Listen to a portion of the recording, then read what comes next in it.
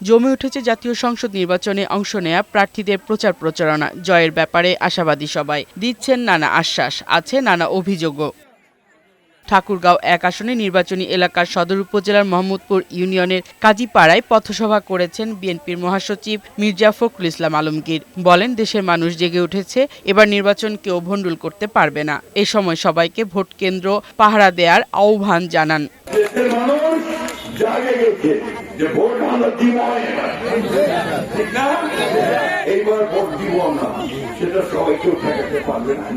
এদিকে শেরপুরে নির্বাচনী সহিংসতায় নিহত জামায়াত নেতা রেজাউল করিমের কবর জিয়ারত করেছেন দলের আমির শফিকুর রহমান। পরে শেরপুর ও জামালপুরে নির্বাচনী জনসভায় যোগ দেন তিনি। বলেন, জাতি কঠিন বাঁকে দাঁড়িয়ে আছে। আগামী ১২ ফেব্রুয়ারি দেশের বাক পরিবর্তনের নির্বাচনে প্রথম ভোট হ্যাঁ ভোটের পক্ষে দেওয়ার আহ্বান জানান তিনি।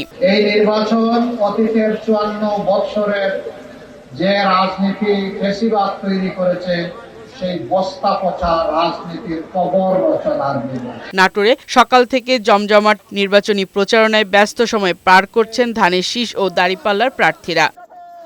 পঞ্চগড় ১ আসনে ১১ দলীয় জোটের পক্ষে শাপলাকুলির হয়ে প্রচারণা চালাচ্ছেন জেলার জামায়াতের আমির মাওলানা ইকবাল হুসাইন। কালিয়াগঞ্জ ইউনিয়নে নির্বাচনী প্রচারণা চালান পঞ্চগড় ২ আসনের বিএনপি মনোনীত প্রার্থী ফরহাদ হোসেন আজাদ।